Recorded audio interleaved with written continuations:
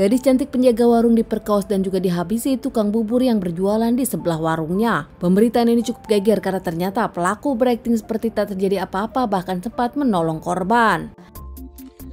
Kisah nyata yang aku ceritakan kali ini terjadi di kota Sukabumi. Seorang gadis cantik bernama Angesti Sistiani, berusia 19 tahun, berasal dari Lampung Timur dan tinggal bersama keluarganya. Namun usai lulus sekolah SMA, dirinya pun pindah tinggal bersama sang nenek. Mengingat tak kuliah, Angesti pun merantau pindah ke Sukabumi ke tempat sang nenek. Ingin menemani sang nenek yang tampak berusaha dan berjualan di sana. Sang nenek punya usaha sembako yang cukup ramai dan dikenal di lingkungan tersebut. Angesti membantu sang nenek dan kerap menjaga warung. Menurut keluarga dan teman-teman Angesti dinilai sebagai orang yang baik, ramah, punya banyak teman, aktif di sosial media, tak pernah bermasalah dan tak pernah punya musuh. Bahkan banyak teman-teman yang memang menginginkan berteman dengan Angesti. Tinggal di Sukabumi pasca dirinya pindah, semuanya baik-baik saja. Angesti pun senang dan sang nenek pun senang. Apalagi di sana pun Angesti pun punya kehidupan baru. Hingga suatu hari ada kejadian yang cukup mengejutkan. Angesti dihabisi seseorang dan ini dia ceritanya. Di sebelah warung milik nenek Angesti saat itu ternyata ada seorang lelaki yang menyukai Angesti. Lelaki bernama Dadang Darmawan berusia 21 tahun. Dadang sendiri adalah lelaki dari Kuningan, merantau ke Sukabumi untuk berusaha.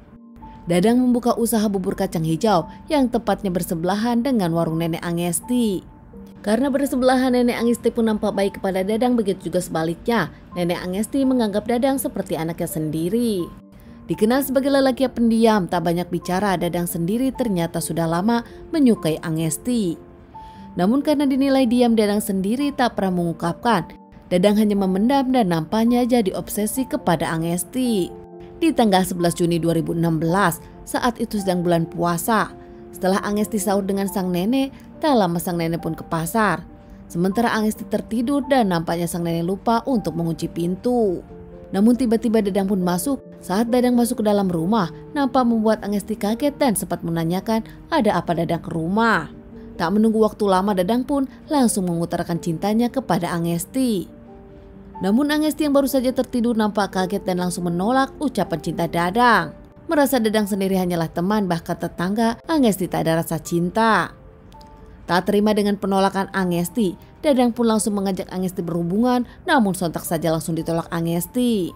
Lagi-lagi Dadang pun nampak kesal dengan penolakan Angesti. Dadang pun langsung membekap Angesti dan memegang tangan Angesti. Angesti saat itu berteriak, namun Dadang nampak panik hingga akhirnya membenturkan kepala Angesti beberapa kali hingga nampaknya Angesti pingsan. Saat Angesti pingsan inilah Dadang pun memperkaos Angesti.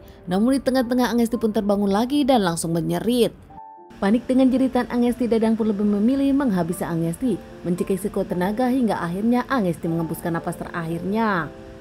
Usai melakukan aksinya kepada Angesti, Dadang pun mengambil barang-barang di warung milik nenek Angesti agar terlihat seperti perampokan. Selesai itu Dadang pun langsung ke sebelah, ke tempatnya sendiri dan berakting seperti tak terjadi apa-apa. Hingga tak lama nenek Angesti pun pulang dari pasar, nampak kaget menemukan sang cucu sudah dengan kondisi tragis tanpa busana. Nenek Angesti pun berteriak meminta tolong pada para warga. Nampak warga berdatangan termasuk Dadang, tetangga mereka.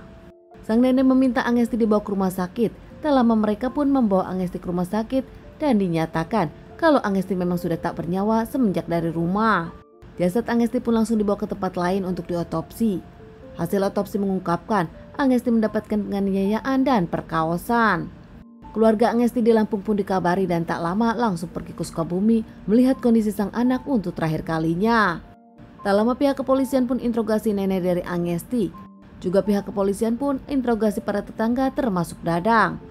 Namun saat melakukan interogasi, pihak kepolisian nampak curiga kepada Dadang yang mencurigakan. Hingga akhirnya setelah didesak, Dadang pun jujur kalau dirinya mengakui dirinya pelakunya. Apalagi ternyata ditemukan bukti DNA sperma yang ternyata memang milik Dadang. Tak bisa mengelak, Dadang pun akhirnya benar-benar mengakui. Bahkan Dadang pun mengungkapkan motifnya.